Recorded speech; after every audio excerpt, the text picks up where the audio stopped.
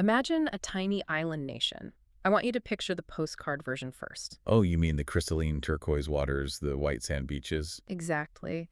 The mega yachts just sort of bobbing gently in a pristine harbor. It's the kind of place that exists in your mind as, a pure escape. Right, the classic Caribbean paradise. Yeah, but now I want you to take that idyllic static image and inject it with a totally mind-bending statistical paradox. This is where the data gets really wild. It really does. Imagine that over the last 60 years, the population of this specific tiny island hasn't just grown. It has absolutely exploded. We are talking about a massive 400% increase. 400%. That is a massive influx of people. People from all over the globe just pouring in year after year. But here is the paradox that completely breaks basically our standard models of how human societies evolve. Right, the fertility rate. Yes. Yeah. While the population was multiplying by 5, the fertility rate, like the actual number of children being born to the people living there, absolutely flatlined. It plummeted to nearly zero growth. And that completely upends the traditional demographic script. I mean, when we look at historical data for rapidly growing societies, the population boom is almost always driven by large local families. Right, like high birth rates. Exactly. You have an agricultural base, you need labor, you have kids, and the population swells. But the data you shared for this deep dive presents a society running in two completely opposite directions at the exact same time. It's just wild to look at. I was looking through the notes you sent over, and the population growth curve is steep, but that birth rate number, I literally had to read it 3 times. It's hard to believe at first glance. We're looking at the British Virgin Islands today, the BVI, and if I am reading your data drop correctly, we are talking about going from a fertility rate around 4 kids per woman down to, wait, is it really hovering around 1? It is 1.04, to be exact. Wow, that is almost nothing. Let's look at the timeline to really ground this. In 1960, the British Virgin Islands had just 7,950 residents.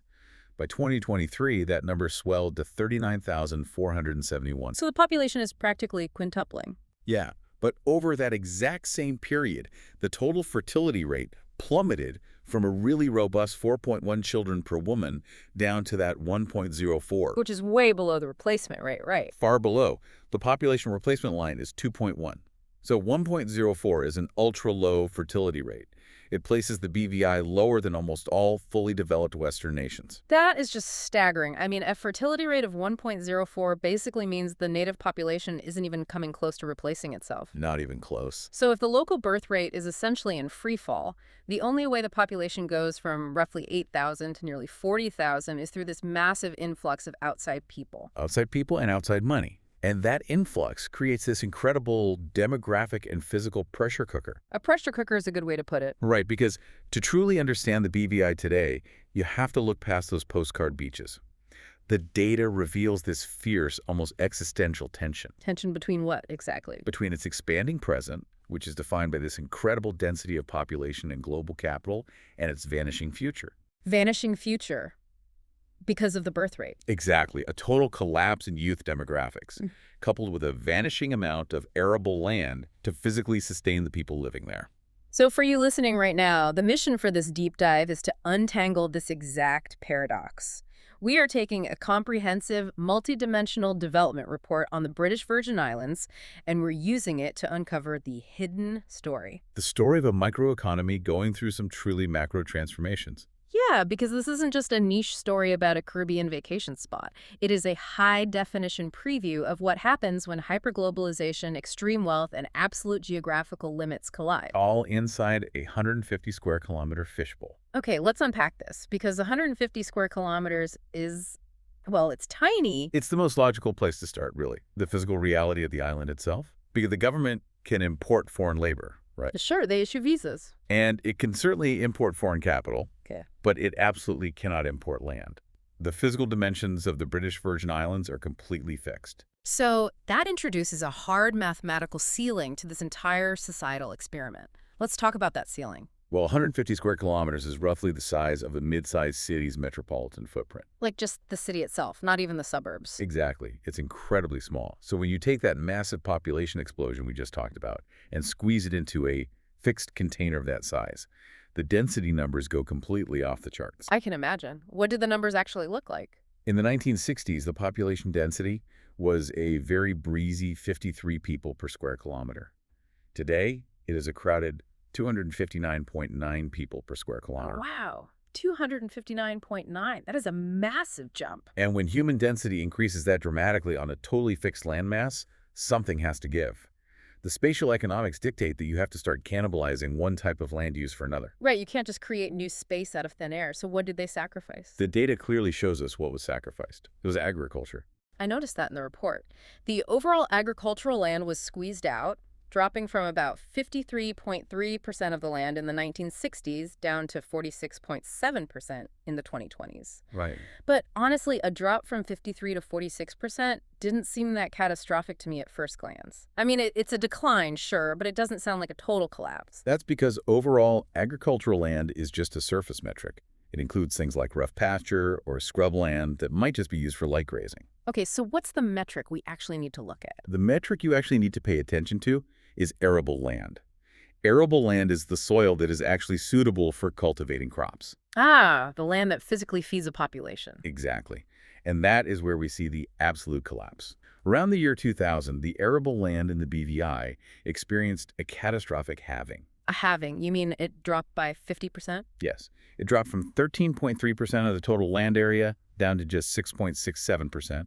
Just like that, in a single window of time. Okay, wait. A sudden 50% drop in farmable land usually means like a volcano erupted or a massive hurricane washed the topsoil out to sea. Yeah, you would think so. But I'm guessing that's not what happened here. No, it wasn't a natural disaster at all. It represents a deliberate, irreversible economic pivot.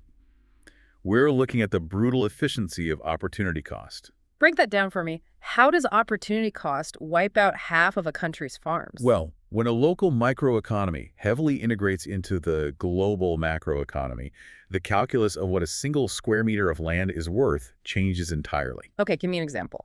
Imagine you own a hectare of prime, flat, arable land in the BVI in the year 2000. You could use it to grow a tomato patch, right? Sure, I grow tomatoes, I sell them at the local market. And you will make a modest, localized income. But suddenly, there is an influx of global capital. International banks need server space. Expat executives need luxury condominiums. Corporate law firms need office buildings. Exactly. So the local society collectively realizes that building a server farm or a luxury condo on that exact same hectare of land is going to generate millions of dollars. Whereas the tomatoes will generate, what, pennies in comparison? Pennies. But let's push it further. It's not just that the tomatoes make less money.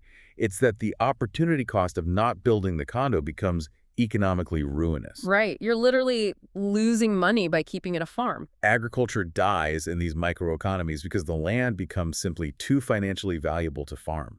I look at this arable land metric like a shrinking game of musical chairs. That's a great analogy. If you keep adding players to the game, the immigrants, the expats, the new infrastructure, the housing, but you continually take away the chairs. Which in this case is the farmable land. Exactly. Eventually, someone is going without. If they aren't growing their own food on this island, isn't this entire society entirely at the mercy of global supply chains? That is the ultimate trade-off.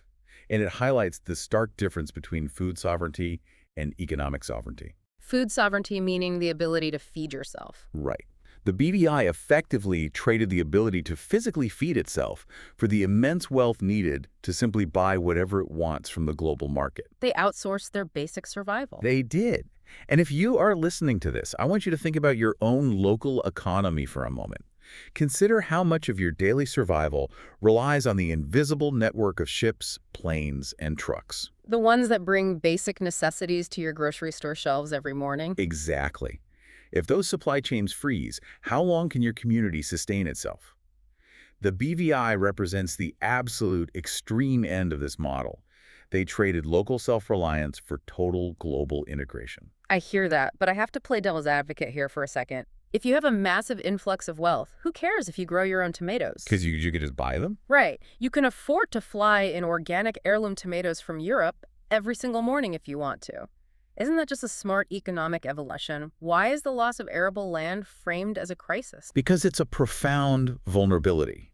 Wealth is a fantastic buffer right up until the moment the ship stops sailing. Ah, like during a global crisis. Exactly. We will touch on this more when we look at the pandemic data later.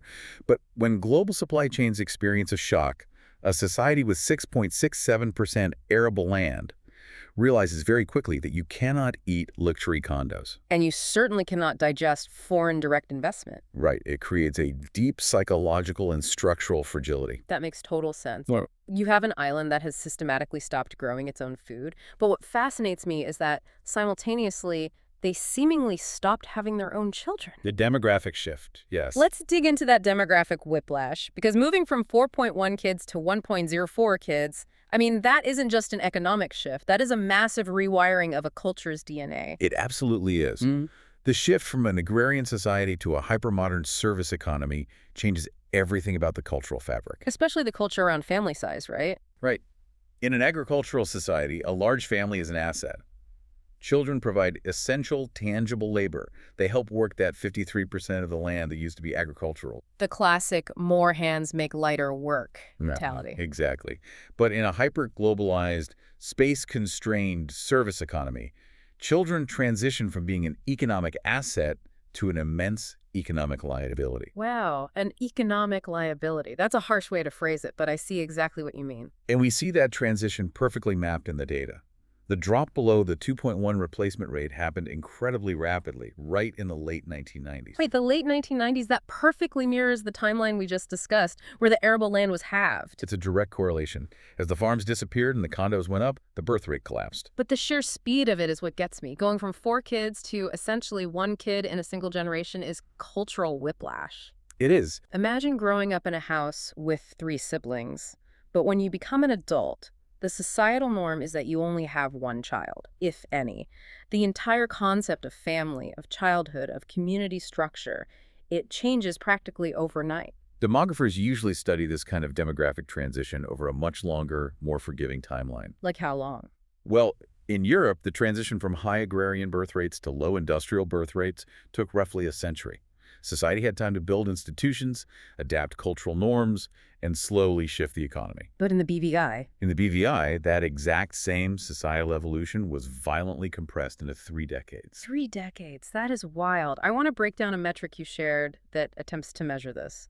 The age dependency ratio. Yes, a crucial metric. For anyone who isn't a demographer, can you explain what that ratio actually measures in a society and why it matters so much to the BVI's story?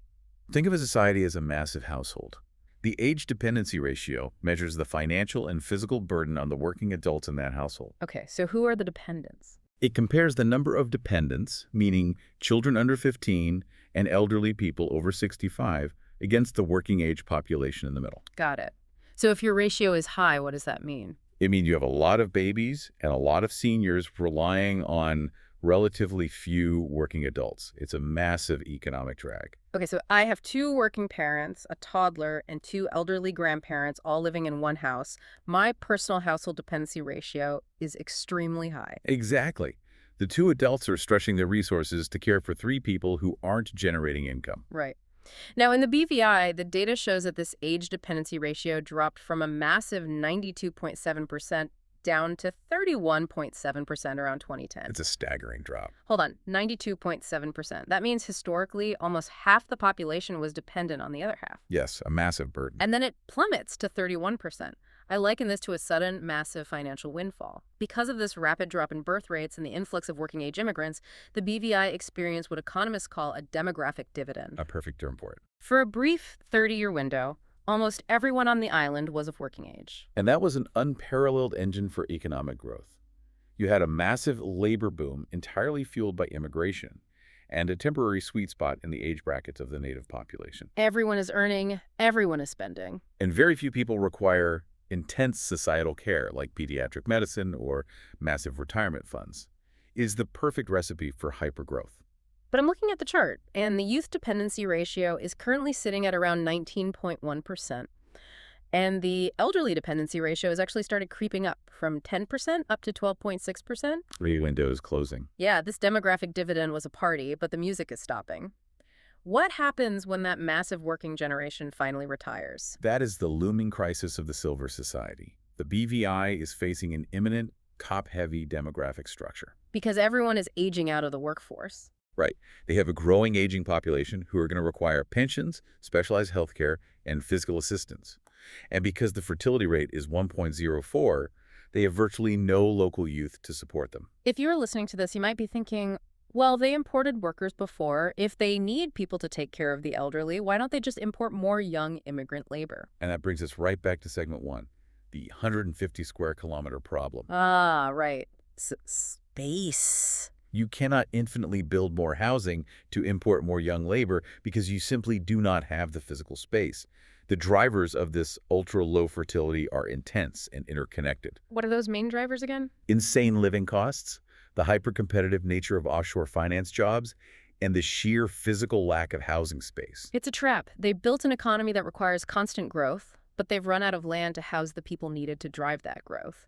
And it is just too expensive to have kids. Exactly. When you hear about demographic shifts and aging populations in the news, you usually hear about massive nations like Japan or South Korea. Right, the classic example. But the BVI proves that even a wealthy tropical haven cannot escape the gravity of modern demographic collapse. And it forces a society to adapt in extreme ways, doesn't it? Because children have become such an incredibly scarce resource on the island, the data suggests the society has adapted by investing an astronomical amount of capital into the very few children they do have. Yes, the investment per child is massive. And simultaneously, they are utilizing their wealth to ensure their aging population lives as long as possible. Let's follow that thread into human capital. Let's do it. If you have fewer people, logic dictates you need those people to be highly capable, highly educated, and you need them to live a long time. Let's look at the health data first. Life expectancy has surged, right? Yes, the health dividend is glaring in the data.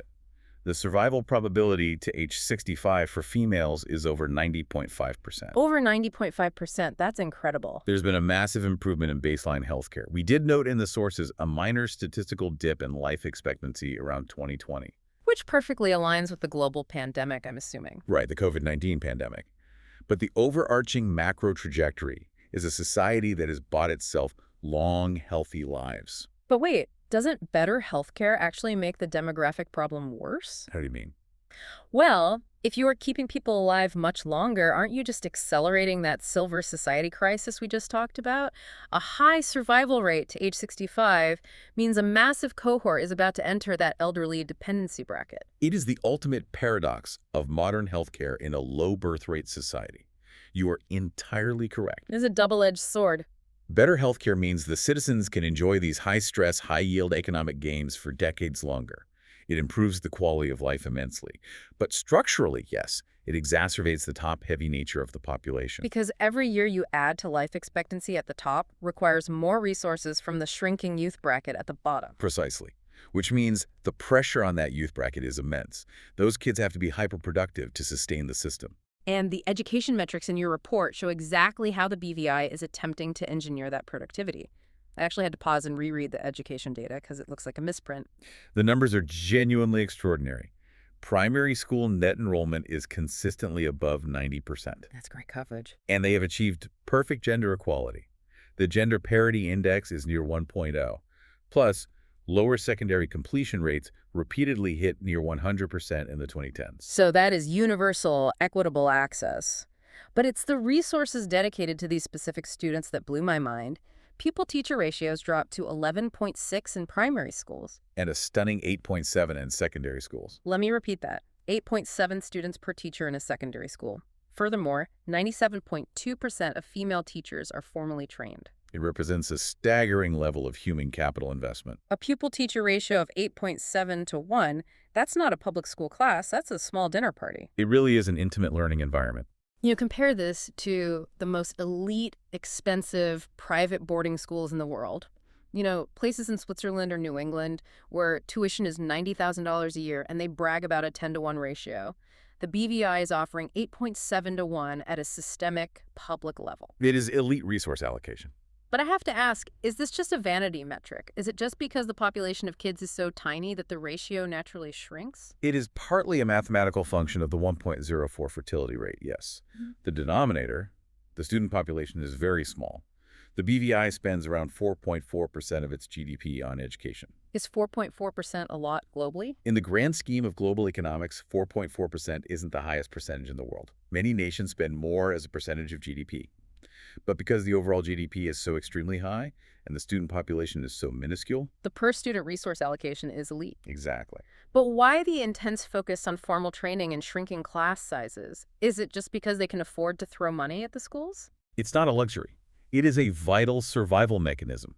Think about the economy they have built. They don't have agriculture anymore. They don't have heavy manufacturing. They don't have mines. Right, they have no physical exports. The only natural resource they have left is human intellect. To survive in the world of global offshore finance, your citizens must be incredibly literate, globally aware, and highly educated in complex legal and financial frameworks. So this massive investment in education is a deliberate, calculated strategy. Yes, to create an elite, white-collar native workforce capable of managing international capital. Okay, let's talk about that international capital. We've established this incredibly educated, small workforce living on a tiny island with no farms.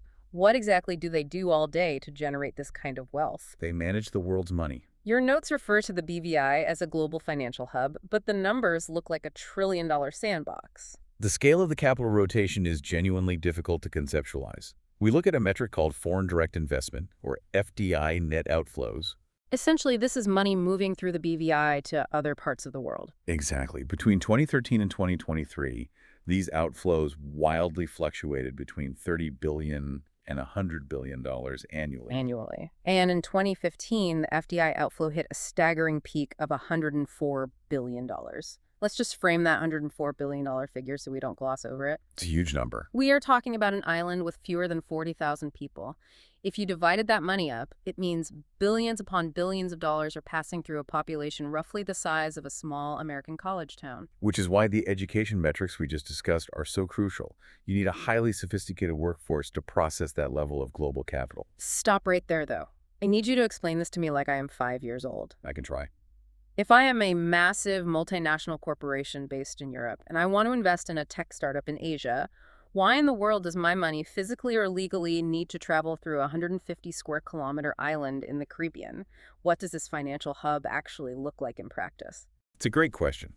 And it's important to understand the mechanics neutrally. The BVI essentially acts as a highly efficient global router for international capital. A router. Yes. The money doesn't stay on the island to build physical bridges or railways. It passes through complex legal entities registered in the BVI. But why? Why use the router? Why not just send it directly? Because global business is incredibly complex. If a European company and an Asian company want to form a joint venture, whose legal system do they use? Europe's, Asia's. I see. Usually neither side wants to be subject to the other's domestic courts or tax codes? Precisely. So they look for a neutral, highly stable third party with rock-solid corporate laws, often based on English common law. The BVI provides that exact neutral legal framework. So they set up a holding company in the BVI. They pool their capital there and then deploy it globally. The BVI is facilitating global mergers, acquisitions, corporate restructuring, and international investments by providing a stable, frictionless legal environment. Okay, so they aren't a bank vault storing physical gold bars. They are more like the motherboard in a global computer. That is a perfect analogy. The motherboard doesn't generate the electricity, and it isn't the screen you look at, but it is the tiny piece of silicon where all the vital connections are quietly and securely made. They are the silicon pathway of global finance. But to be that motherboard today, you need some serious hardware. You cannot route $100 billion securely on a spotty 3G connection while sitting on the beach. Right, and the digital infrastructure data you provided is wild. Internet use is at 77.7%, which is high, but the cellular data is what really caught my eye. The subscription rates. Yeah, cellular subscriptions reached over 170 phones per 100 people, almost 2 phones for every single man, woman, and child on the island. Consider the lifestyle of the workforce we just discussed. These financial and legal professionals are constantly connected. They are operating across multiple global time zones simultaneously. Oh, sure. A lawyer in the BVI might be talking to clients in Hong Kong in the morning, London at midday, and New York in the afternoon. They need redundant, highly reliable communication lines. And alongside those personal devices, your data shows a massive, steady climb in secure internet servers. Those secure servers are the literal digital vaults. If the BVI is the motherboard, those servers are the microchips processing the massive transactions, holding the legal contracts, and securing the world's financial secrets. If you were listening to this, this totally redefines how we think about geography. For all of human history, geographical size equated to global The influence. bigger your empire, the more power you had. Exactly. The BVI proves that physical geography is no longer a barrier to ultimate global influence. A tiny dot in the Caribbean Ocean is a central, load-bearing node in the global financial web, entirely because of digital connectivity and rock-solid legal frameworks. However, there is a hidden physical cost to this digital prosperity. As always, a cost. Being the motherboard of global finance requires immense energy. Moving $100 billion digitally requires massive, energy-hungry server farms. And running a hyper-wealthy society that has to import all its food requires heavy shipping, massive refrigeration units, and constant island-wide air conditioning. All of this demands power. And that power comes with a footprint. The data states that total CO2 emissions in the BVI increased by over 400% from 1990, where it was just 0.0073 megatons, to 2021, reaching 0.091 megatons. A 400% increase. And the report pinpoints the primary driver of this as the power industry. The exponential growth in carbon emissions is a direct mirror of their economic boom. As the secure servers multiplied, as the luxury condos went up, as the desalinization plants worked overtime to provide fresh water, the demand for power skyrocketed. I have to call it the glaring hypocrisy here. What do you mean? It's a Caribbean island. It is literally baked in tropical sun and swept by endless ocean winds, yet the data shows renewable energy generation was virtually 0% before 2011. That is correct. And even by 2021, renewable energy only accounted for roughly 2.25% of total power generation, which is a measly 350,000 kilowatt hours. It's like living in a free bakery and ordering your bread from across the country. It's an interesting visual. They are almost entirely dependent on imported, dirty fossil fuels. Why? With all that wealth, why haven't they transitioned? It seems illogical, almost negligent, until you look at the mechanics of what engineers call the island energy trap. The island energy trap. Okay, explain that. Yes, wind and solar are seemingly abundant, but transitioning a legacy grid is incredibly difficult. I don't buy that. They process $100 billion a year. You're telling me a society with that much wealth flowing through it can't afford to buy some solar panels and upgrade their grid? That sounds like an excuse. It's not just about the capital to buy the panels. It's about where you put them. Think back to segment 1, the 150 square kilometer problem. Land again. Building large-scale solar arrays requires a massive amount of physical land. On an island where every single square meter is intensely fought over for highly profitable luxury real estate or commercial office space, finding room for a sprawling solar farm is incredibly complex and economically unappealing. The opportunity cost of land strikes again. If you have a spare hectare, you don't build a solar farm, you build another server farm or a villa, so they are trapped by their own density. Precisely. Furthermore, island grids are small and isolated. If a cloud covers a massive solar array in a large country, the grid pulls power from a neighboring state. Right, the wider grid balances it out. But in the BVI, if the wind stops or a storm blocks the sun, there is no neighboring grid to borrow from. The servers routing global finance cannot experience a microsecond of downtime. So they rely on the absolute controllable certainty of imported diesel generators. Exactly. Reliability is paramount. So the very wealth they generated through fossil-fueled globalization is threatening their physical existence. As a low-lying island, they are incredibly vulnerable to sea level rise and extreme weather caused by global climate change. Very vulnerable. Yet their own carbon footprint is their Achilles heel. They are basically funding their own potential submersion. It is the ultimate paradox of island development. Their economic survival is inextricably tied to the very energy system that threatens their ecological survival. To maintain this incredibly precarious balance, a highly dense, rapidly aging, hyper-wealthy, environmentally vulnerable island that routes billions in global capital, you need absolute, ironclad societal stability. Without stability, it all falls apart. If the society fractures, the capital flees instantly. And that's why stability is arguably their single most valuable export. We look at the Worldwide Governance Indicators, or WGI. These are metrics that assess how well a society is run. What does the data say? The data consistently places the BVI in the upper percentiles globally for control of corruption and government effectiveness. Okay, let's unpack those metrics. Control of corruption and government effectiveness sound great on a brochure, but what do they actually mean for the billions of dollars flowing through there? It means predictability. We talked earlier about why multinational corporations choose the BVI to set up holding companies. People don't park $100 billion in a jurisdiction where the rules might change arbitrarily tomorrow. Or where a local official might demand a bribe to process a legal document. Exactly. Or where the courts are notoriously slow. The WGI metrics prove that the BVI provides a highly functioning, deeply reliable bureaucratic and legal machine. So the product they are selling to the world isn't beaches or tomatoes. The product is the rule of law. Exactly. Investors buy predictability.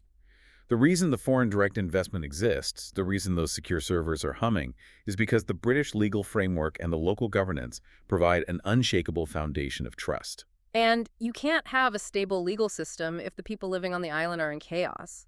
That predictability has to be supported by a strong social safety net. Right.